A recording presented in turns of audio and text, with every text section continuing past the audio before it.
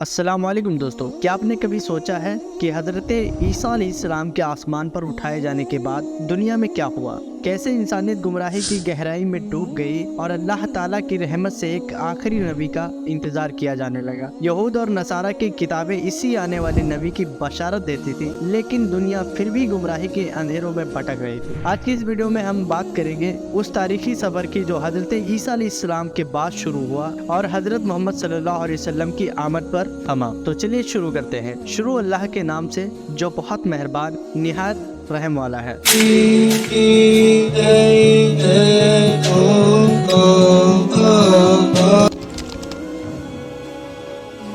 حضرت عیسیٰ علیہ السلام اللہ کے ایک عظیم نبی تھے جو اپنی امت کے درمیان اللہ کی وحدانیت کا پیغام لے کر آئے تھے، لیکن یہودیوں نے آپ کے تعلیمات کا انکار کیا اور آپ کو قتل کرنے کا منصوبہ بنا لیا۔ ان کا گمان تھا کہ عیسیٰ علیہ السلام کو صلبی موت دے دی، لیکن اللہ تعالیٰ نے قرآن میں اس کی وضاحت فرما دی اور انہوں نے نہ عیسیٰ کو قتل کیا اور نہ صلبی موت دی، بلکہ ان کو آسمان پر اٹھا لیا گیا ہے۔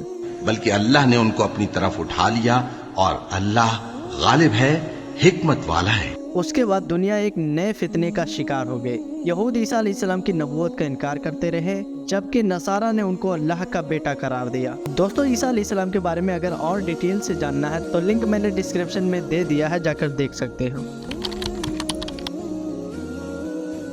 اس کے بعد عیسیٰ علیہ السلام کی اصلی تعلیمات کو بدل دیا گیا اور نصارہ نے شرک کا راستہ اپنا لیا، عیسیٰ علیہ السلام کو عبادت کا مرکز بنا دیا۔ اس گمراہی نے انسانیت کو صرف عقیدوں کی توڑ موڑ تک نہیں بلکہ اخلاقی اور سماجی تباہی کی طرف ڈھکیلا۔ چرچ میں خدائی کا دعویٰ ہونے لگا اور انسانیت فطرت سے دور ہوتی چلی گئی۔ اللہ تعالیٰ نے پہلے کی کتابوں میں آخری نبی کی آمد کی بشارت دی تھی، مگر ان لوگوں نے اسے چھپا دیا یا پھر بدل دیا تھا۔ اس دوران عرب ایک گمراہ اور فاسق سوسائٹی بن چکا تھا۔ وہاں شرک اور جہالت اپنی انتہا کو پہنچ چکی تھی۔ کچھ اہم نقطے جیسے بت پرستی عرب کے ہر قبیلے میں ہوتا تھا اور سب کا اپنا ایک الگ الگ بت تھا۔ عورتوں کا حق، عورتوں کے ساتھ ظلم کی انتہا تھی۔ ایولیوشن اور مار پیٹ عام تھی۔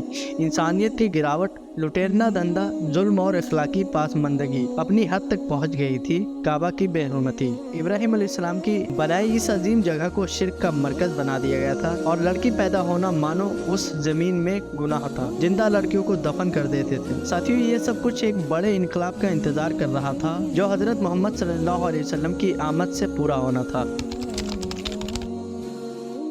دنیا کے ہر گوشے میں ظلمت پھیل چکی تھی۔ یہ وقت تھا ایک نئے رہنما کا۔ اللہ تعالیٰ نے انسانیت کی ہدایت کے لیے اپنے محبوب نبی حضرت محمد صلی اللہ علیہ وسلم کو معبود فرمایا۔ آپ صلی اللہ علیہ وسلم کی ولادت ایک نیا دور کا آغاز تھا جو صرف عرب کے لیے نہیں بلکہ پوری دنیا کے لیے رحمت بن کر آئی، اور آپ نے ایک نیا پیغام دیا جو پوری دنیا کے لیے تھا، توحید کا پیغام جو اللہ کی وحدانیت کا سب سے عظیم دعویٰ تھا۔ اخلاقی انقلاب، انسانیت، عدل و انصاف اور برابری کا عظیم نظام تھا۔ دین کا مکمل ہدایتی نظام، ہر دور اور ہر زمانے کے لیے ایک مکمل کوڈ آف لائف۔